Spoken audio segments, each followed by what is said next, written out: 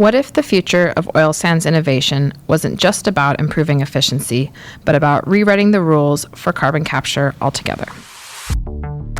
In our previous episode, we sat down with Megan Bowen, Sustainability Project Development Engineer with Strathcona Resources, to talk about the big picture vision of the organization when it comes to implementing CCS. In this episode, we dive deeper into Strathcona Resources' vision for sustainability with a special focus on a next-generation carbon capture pilot they're working on to transform cost and performance of carbon capture, with support from the Government of Alberta through Emissions Reduction Alberta and Natural Resources Canada. We wanted to know more, so we sat down with Jason de Jong, consulting project developer at Strathcona, who walks us through the challenges and breakthroughs that are shaping Alberta's carbon capture landscape and why continuous innovation is critical to achieving decarbonization in Alberta and beyond. Here on Carbon Copy.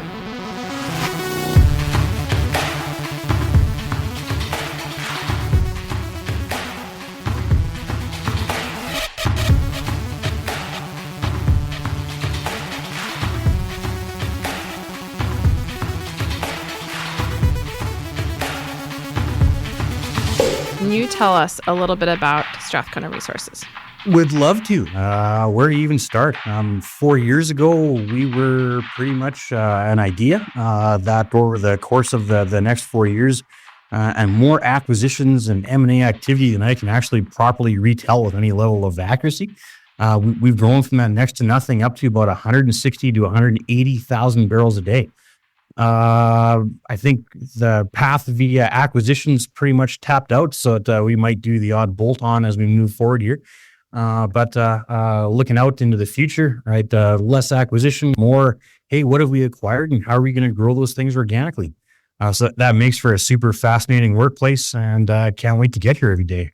What a great place. Well, that's good to hear. So can you tell us about Strathcona's approach to innovation in the oil and gas sector? Where do our emissions come from? Right? Is one of the issues that grips our society today, right? Of that 180,000 barrels a day that I talked about, a large portion of it comes from 3 flagship thermal assets we've got here in Alberta, and a couple of other flagship thermal assets we've got in Saskatchewan. When you wrap that it's less than 100,000 barrels a day comes from our thermal production, but it represents more than 95% of the emissions that we wind up making. In a world where we're starting to attach a price of carbon to everything that we do, that represents a fairly significant threat to the prosperity of our business. So we're really, really, really keen to try to understand the latest and greatest space that's out there for what we can do to abate those emissions. And the great but also terrible thing about that is there aren't any real hard answers yet. Right, so there's things that we know that we could build that have cost structures that we're pretty able to quantify and know that they're reasonably going to be able to run. But they're complicated, right? They're costly, and they're going to dramatically change the cost structures of our business.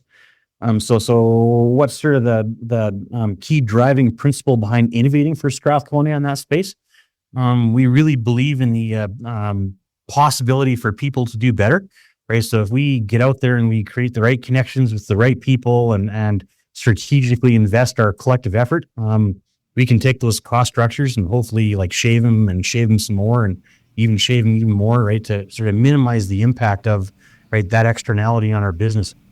Well, it's great to see an oil and gas company, an oil sands company that's serious about decarbonization, recognizing that there are challenges. Do you mind just giving us a couple examples of specific technologies that you are looking at? Oh yeah, so just parachuting back up to the super high level again, our thermal oil production, what does it really need a lot of? It needs a lot of steam. How do we make that steam? We burn insane amounts of natural gas. There's the root cause of our emissions problem, right? So what are the things that you can do to bolt onto the back end of your emissions equipment, right, to help you mitigate those CO2 emissions? We've primarily been focused on a post-combustion perspective, right? Less on the pre-combustion side, because we see those technologies as more emerging, way greater technological risk. The impact of the changes we'd have to make to our business are dramatic and probably pretty invasive. Whereas the post-combustion side of stuff, if we could bolt some things onto the back end of equipment that we already have, we kind of like that approach. We're also lucky that we won the geographic lottery vis-a-vis where our thermal assets are. We sit atop some of the greatest potential sequestration pore space anywhere in the world. So we've got that in our hip pocket too. But your question was, what could those technologies look like? We're looking at amine-based technologies. I guess those would be the ones that have the highest level of technology readiness right now. They come from the gas processing industry. We understand them the best. But they also have, some fairly dark corners associated with them that industry's struggling to wrestle with a little bit. We also don't like their cost structures. We're looking for alternatives to that type of technology. Seems like, sorbents or adsorbents, the category of solids, things that are sticky for CO2. There's a lot of promise in that space right now. And then maybe a little bit in the wild card, lower technology readiness, but potentially disruptive cost structures associated with it. We're also really interested in cryogenic carbon capture technology. Cool. Now that gives us a great quick rundown of the landscape of carbon capture technologies out there. As folks listening may know, amine is kind of the mainstream commercially ready technology, but there's other things in the pipeline that we're going to hear a little bit more about. So that sets us up well. So Jason, as you know, ERA has funded 2 separate projects that are eventually going to merge. And this is the second episode of a 2-part podcast series, and we'll be exploring both projects. So on the previous podcast, we spoke about the carbon capture and storage front-end engineering design study that Strathcona is undertaking at Sherrick-Cold Lake SAGD facilities. So just to give us a quick recap, can you just give us a very quick rundown of that carbon capture FEED study project? Oh, one of my favorite things ever, Grace. FEED, front-end engineering and design. Yeah, so what are we doing? We're looking for carbon abatement technologies to apply to our SAGD assets. So we dreamt up this pathway. We started our joint journey together a couple of years ago now. I was actually surprised when I looked at that. It's been 2 years. Can you believe that? It's flown by. How did we spend those first 2 years? Well, we spent 1.5 years of it studying more than 60 technologies that might be applicable. Right, so we didn't just jump right on the amine bandwagon and say, hey, here's our horse. This is what we're running with. We were like, oh my God, what else is out there? Or which ones are the best ones? What ones show promise? All right, why have folk rejected these ones? Why are folk interested in those ones? All right, what's the best that we could do today, but with a little bit better effort? What are the ones that are kind of emerging as potentially ways that we can be better? Right, so midway through that process, we narrowed it down to 13. We focused a huge amount of effort into those 13. Right, developing detailed cost structures and sort of levelized cost models to evaluate those technologies relative to each other. And then just recently, we landed on 2 of them. We're going to progress through the full front-end engineering and design exercise. So one's an advanced amine, right? And that's really important to us to make sure that we've got something in our hip pocket that's at the highest level of technology readiness, so that if we have to move on the entirety of our Cold Lake and Saskatchewan emissions, we're good to go. And the other one, right, is, well, if we had a bit more time, right, and maybe the folks who are, proposing or developing the technology had a little bit more resources, what would the stretch goal be? How could we do dramatically better? And I think we landed on a cryogenic technology. So it's at a lower level of technology readiness. We think it's got potential for like way better economics in the long run. So we're excited to progress both of those technologies through their own independent FEED studies. Thanks for that recap. And yeah, I think it's one of the unique aspects of Strathcona's approach is looking at those stretch goals and looking at innovation. So that brings us to the other project that's happening in parallel, which is your favorite project, I know. So this is the flue gas recirculation MolSiv pilot project. A bit of a mouthful, but we're going to break it down, which is an actual physical pilot. It's not a study, so that's a pilot that's happening in parallel with FEED. So can you walk us through the first part of that, flue gas recirculation? What is that and why does it matter?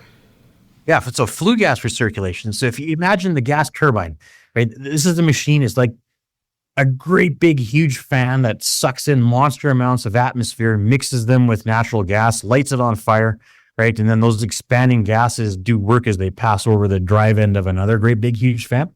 One of the key characteristics of that machine is it moves an awful lot of atmosphere through the machine. We have lots of excess oxygen that winds up in the resulting flue gas, which, by the way, is a huge challenge for advanced amine systems. Oxygen is a very reactive molecule, and if you were looking for the ideal way to degrade your fancy, expensive chemicals you're using to scrub CO2, introducing a little oxygen to the system is probably the best way you could ever imagine to do that. We don't want to neutralize the amines. We're looking for something way better, but so oxygen is the big enemy, but it's also a helper if you want to try to get more jam out of your machine. Because there's high oxygen, right, high volume, there's also low CO2 concentrations in that flue gas. So the idea is if you were to cool it down enough that you could put it back into the front end of the machine, concentrate that CO2 by consuming more of the excess oxygen that exists in the flue gas as it went through the first time, you'd kind of accomplish two things. Number one is you'd drive up the concentration of CO2 in the exhaust gas, and you'd also decrease the volume of flue gas proportional to the amount that you're putting back into the front end. I know it sounds ridiculous. Like, you want to do what? You want to put the exhaust of your gas turbine back into the front end? Isn't that kind of like holding a paper bag up to your face and just breathing over and over and over again? Like, nothing good could happen from that, right? Right. Well, I had that same idea when it was first pitched to me, but the guys who were pitching it, they're the guys that actually manufactured the gas turbine. They have like 75% of that market worldwide, and they really know what they're doing. So based on that alone, it was a super intriguing idea.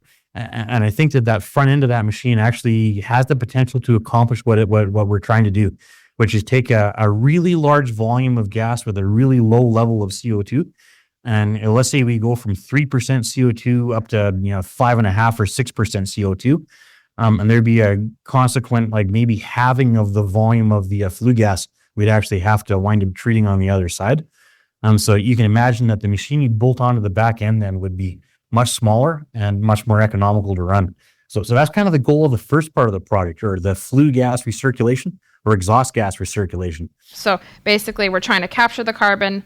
The flue gas recirculation drives up the percentage of CO2 or carbon that's in the gas, makes it easier to capture. Yep. And what's the second part of that, Grace? It also decreases the gas volume. That's right. All right. So we can build a smaller machine on the back end. Higher CO2 concentration, lower volume. Okay. I think we got it now. Okay. So then the second part is mole sieve. Yeah. Tell us about that. So this flue gas recirculation technology, it's agnostic, or it doesn't matter what we're going to bolt onto the back end of it. Its only goal is to accomplish those two things we talked about: increase CO2 concentration and decrease the amount of volume we have to deal with. And I guess there's a third benefit, which is if you're going to bolt an advanced amine system onto the back end of that thing, driving down your excess O2 levels or oxygen that's present in the flue gas is very, very, very helpful. But what could we do that isn't in amine? Like, we know there's problems with these amine systems. Like, that oxygen is actually a really big problem. It drives the Achilles heel of the amine systems, which is solvent degradation. Solvent degradation leads to a formation, depending on which solvent you're using, of some pretty nasty chemical agents, some of which have the potential to wind up being vented to atmosphere, for example, as a new form of emission, which we're still kind of struggling to figure out how to deal with that sort of. We talk about the dark closets of every technology. There's the one associated with the advanced amines. Is we don't really understand yet the mechanisms of degradation and the consequences associated with that. But we know enough about it to know that we're kind of afraid of that stuff. So we're looking for alternatives to that. There's a whole universe of solid sorbents that think about marbles, or think about kitty litter, or think about like pebbles, right? Something like that. There's the analogy. Fill up a great big vessel full of a solid substance that has a stickiness for carbon dioxide. If you could push your exhaust gas through that, and only the carbon dioxide was stuck to the gravel that's in that thing, and then you moved your exhaust gas over to another vessel while you found a way to regenerate the first one. Or there's a whole array of machines that are reasonably well developed in the gas processing industry using that type of technology. And the guys who invented the gas turbine and manufactured that gas turbine that we've got, their parent company, Caterpillar, right? They've got their flue gas recirculation. They've married it with a solid sorbent carbon capture system downstream. And so we've worked up a design to pair those two technologies together And we're really excited about that as an alternative to these expensive and the dark corners of the advanced amines that we were talking about. So mole sieve is like a sieve for carbon. Is that a good way to think of it? Yeah.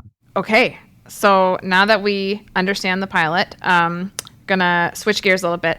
So can you tell us how critical ERA's funding was for the project? What was the impact of the funding? So having a partner to come in and share some of that financial risk is huge.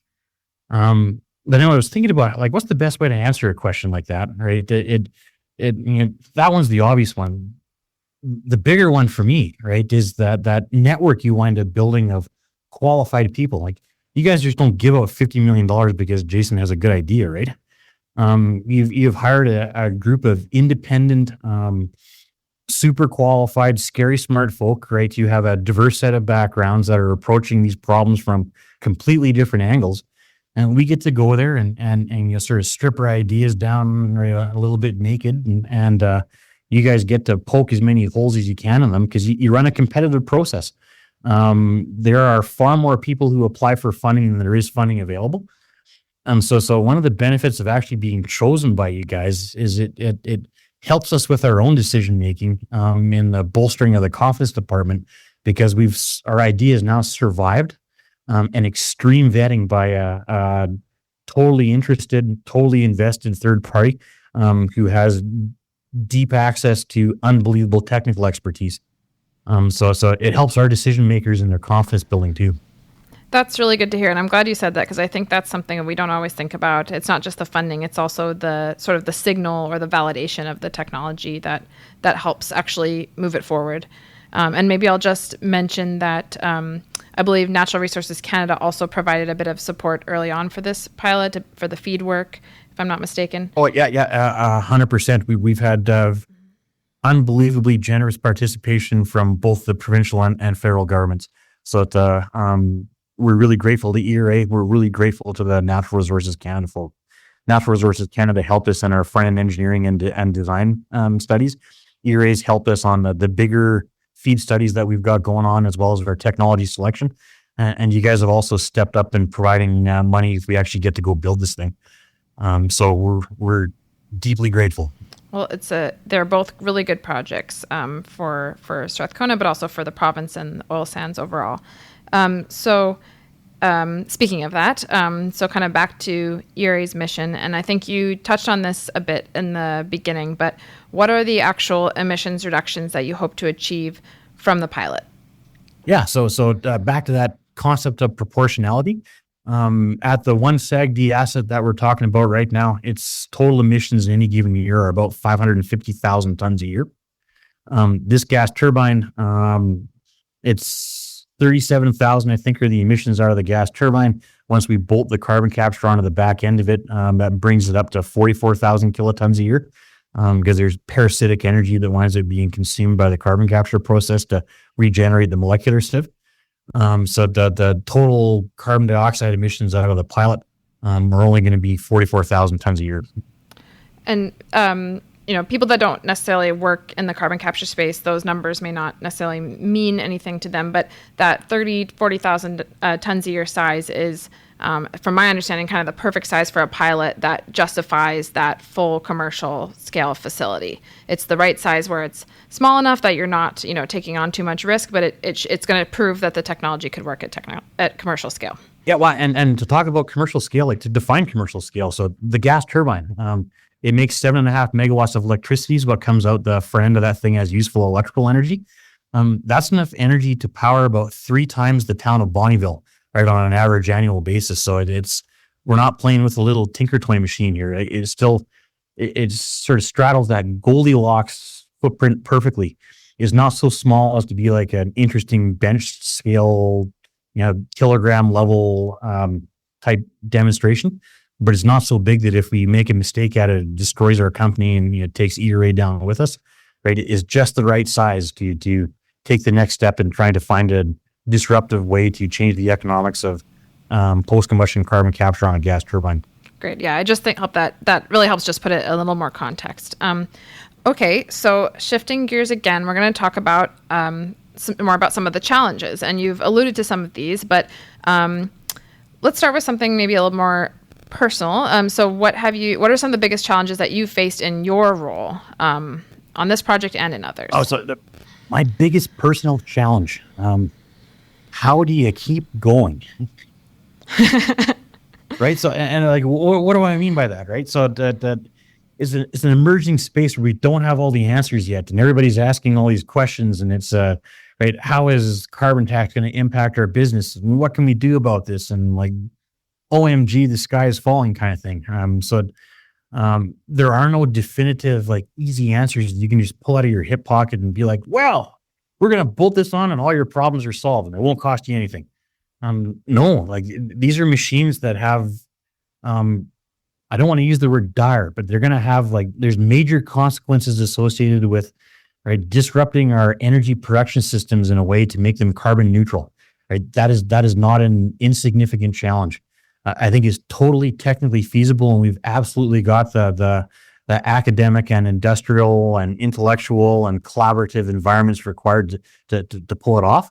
But let's not fool ourselves by pretending it's going to be easy, right? So what does that mean? That means that there's challenges that pop up every day, right? Ranging from, like, why is this important to our company, and are you sure you're on the right track, and, like, oh, we're not quite performing as well in some of our other business units as we might like. So now we got to take a hard look at, your carbon capture funding. And, like, we in the external space, right?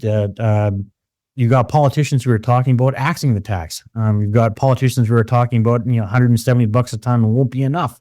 Like, how do you straddle the bookends of those two environments, right? And find a way to keep going by peeling the layers of the onion back and right, trying to unravel the facts about what we're trying to do. There's all these uncertainties and all these different buckets that if all you ever thought about was the uncertainties, like, you'd be hard to get out of bed and come to work every day, right? But when you pair that off against the unbelievable groups of people and the networks that we're building and the creative thinking that's being applied by not just us at Strathcona, but everybody in this industry who's wrestling with a complicated, expensive problem, and you get to watch it unfold as we find ways to make it better and make it possible. There's the Dr. Jekyll, Mr. Hyde approach to, Jason's life in the carbon capture world. So I get both ends. I have a rich life from both perspectives. Like, you just look at the development of any major technology that's transformed the civilization as we know it, and they're all subject to that, small incremental improvements. They're disrupted every once in a while by, like, major game-changing discoveries. We're at the very beginning of that journey, and it's unbelievably exciting. One other challenge, right? When you're building these collaborative networks of people who are all trying to employ ginormous amounts of creativity, right? There's also selfish elements of that, and there needs to be, like, which companies are going to wind up profiting, which companies are going to wind up paying, right? How do we negotiate the value chains and the supply chains, and right, the big one right now, intellectual property, right? Who's going to own what? How do we balance our collective need for collaboration against the principle that we want competition to keep folk honest and prevent monopolies from evolving? Right, the tension in that space is difficult to deal with sometimes, but as with all my problems, the more smart people that we find and seek out to surround ourselves with, it's makes me cry to think about how amazing they are in doing what they do and overcoming those hurdles that are essentially paralyzing for me by myself. Well, I'm feeling inspired, so hopefully you are as well. Maybe to get a little more granular, could you tell us about the challenges facing with the pilot? Anything specific come up so far? I know you're still kind of in the development stage.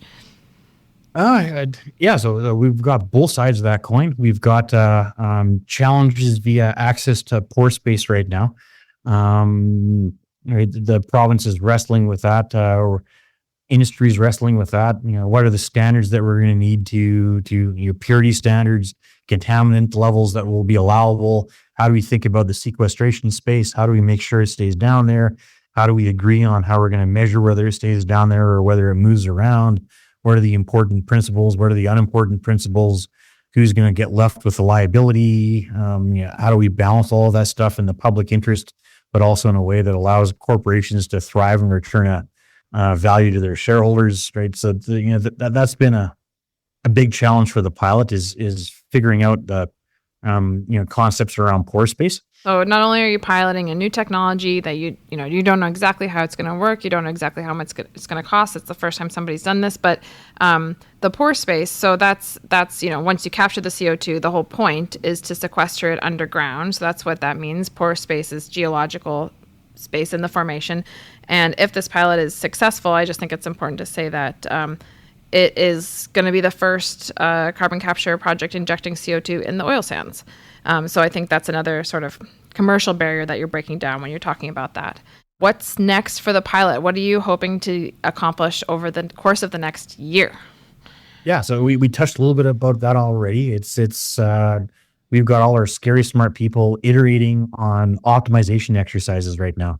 Not only around the process that we've essentially done a complete design on and could build if we got the green light today. But we're also trying to stretch that goal even further by we talked a little bit about I bumbled quite a bit talking about the realm of sorbents, adsorbents. It's a pretty exciting space where we've got a series of existing industrially proven sorbents that we know are going to pull CO2 out of the exhaust gas. But their dark corner is that they also pull water out of the flue gas. We have a lot of water in the flue gas. Right, so if we don't want our carbon capture machine to fill up with the water that we make, we have to take the water out before we tackle the problem of CO2. Well, there's a new machine we have to build, right? It's hungry for energy, right? It's hungry for cash, right? So that drives our cost structure up, right? One of the physical limitations of the sorbents as they exist today.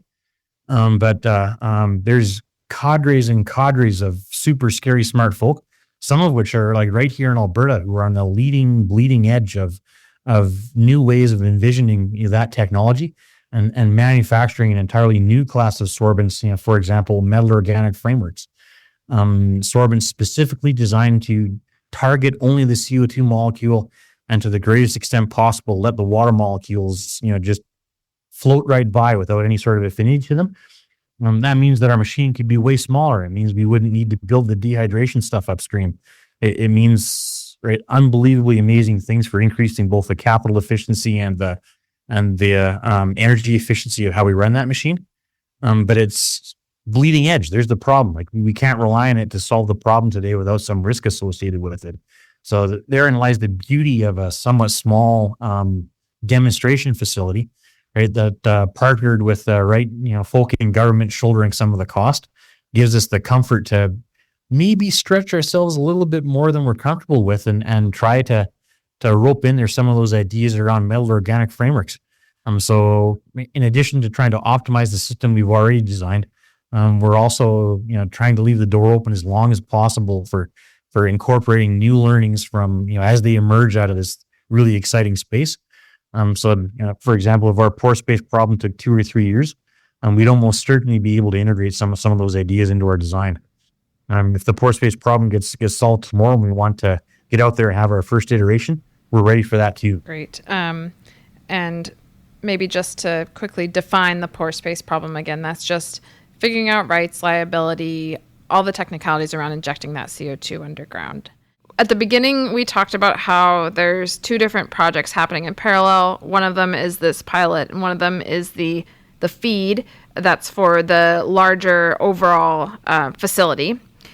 So how does this pilot feed into that feed? How does the pilot feed into the feed? Well, it's that we talked a little bit about the expansion for Lindbergh. If we do the expansion with cogeneration, we need a way to address low concentration CO2 off the back end of a gas turbine. How does it feed into our feed? I guess it kind of creates an alternative, right, to the TRL number 9 technology that everybody knows but is kind of afraid of. Right, so we'll have a design for an advanced aiming system that, hey, look, if we all collectively agree that we got to go and we got to go fast, we've got a solution, right? We'll solve the problems associated with that. We know how that works. We've also tried to adapt and advance a cryogenic technology that has potential for disruptively better economics. we'll have that arrow in our quiver too. So how does the pilot feed into the greater picture? Right. It provides us with the opportunity to innovate. It provides us with the opportunity to iterate. And while we're working on those great big designs for those great big machines at a much larger scale, we can get our pilot up and running and learn some things from it. Right. It has the ability to make those designs better. And you touched on this, and I think I know the answer, but how does that benefit the broader industry, oil and gas industry, and just CCS advancement as a whole? You'll know these numbers better than I do, Grace, but what's the total size of Alberta's oil sands production? It's like 2 million barrels a day or something like that, right? What are the total amount of emissions associated with that? They're astronomical compared to what we're just dealing with here at Strathcona. So if we can play some role in de-risking the technology for others, and what does that mean? That means just showing everybody what mistakes we made and how to fix them. I think that has unbelievable potential to help everybody else with their decarbonization efforts. And it's not just the oil sands too, right? So by tackling this gas turbine thing, that's the predominant technology used in electricity production in the province of Alberta. Right? It's subject to a lot of debate right now. What's the blend of renewables we're going to wind up having versus base-loaded gas-fired generation to keep the lights on in the winter? So we're not just talking about oil production here. We're also talking about one of the essential inputs to any industrialized economy, which is the production of electricity too. And we're sort of trying to tackle those two problems with a novel approach that I think has potential to bear fruit in both. Yeah, I think that's a really important point, because earlier we were talking about all these kind of heat integration opportunities, things like that. It's important to recognize that this is more than just kind of a bolt-on to oil and gas that only affects oil and gas. There's implications for energy production overall, power production, and there's opportunities for this to benefit what the future of our overall energy use looks like in the province. So why is continuous innovation so important to the future of the oil and gas industry and society's broader decarbonization goals? Oh man, and one of my favorite topics on the whole planet. I got lots of favorites today. Right? I think I've said this before, but if we go too fast, and if we all race to build the same technology and have it all up and running by 2030 at the same time so that we can totally decarbonize our economy by 2035, we as an industry are going to collectively make the same mistakes over and over and over and over again. We're going to burn through insane amounts of our own capital, and we're going to burn through insane amounts of public money in the process. But if we take like a slightly longer time view towards solving that problem, right, that delay allows us the needed creative and iterative time to identify all the things we didn't think of, right, and apply those learnings to the main effort. I get it that this feels like it's playing out in frustrating, super long conversation that's like actionless and there's nothing happening anywhere. And hey, we got to get going on it. But participating in an evolution from the inside, right? I've talked a little bit about with you. I love talking about it. We get to witness this awesome feat that's realizing real improvements, making our aspired journey possible, right? And if we can do that in an iterative and collaborative way, maybe we can do it without annihilating the underpinning economic systems that drive our civilization, right? It's thrilling and terrifying all at the same time, but it gets me up every morning and makes me really excited to come to work. Thanks so much, Jason, for your honesty and being so inspirational. So thank you so much. Well, and you're a large source of that inspiration, right? I talked about the dark days. There's the other key learning. We can't do it by ourselves. We need the types of partnerships that you guys are really good at going out there looking for and then building. So I've said it lots today. I'm going to keep saying it. We're grateful for that collaboration. So thanks, Grace. It's been a pleasure.